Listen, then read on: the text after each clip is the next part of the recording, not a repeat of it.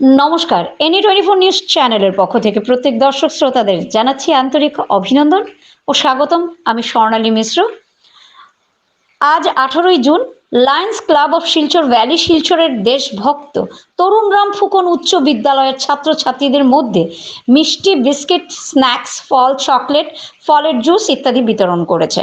সাথেই সকল শিক্ষক ও অশিক্ষক কর্মীদের মিষ্টির প্যাকেটও দেওয়া হয়েছে।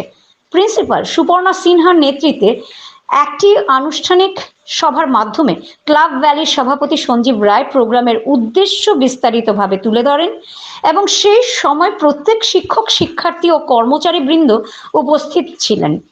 তদুপরি মালুগ্রামের সমাজের 10 জন প্রাক নির্বাচিত দরিদ্র মহিলাকেও ক্লাবের পক্ষ থেকে একটি করে শাড়ি এবং এক সপ্তাহের জন্য খাদ্য সামগ্রী এবং রেশন দেওয়া হয়েছে। উভয় অনুষ্ঠানের সমস্ত আইটেম ক্লাবের সহসভানেত্রী লায়ন চন্দ্রাবতী রায় তার একমাত্র পুত্র শুভম রায়ের জন্মদিন উপলক্ষে স্পন্সর করেন।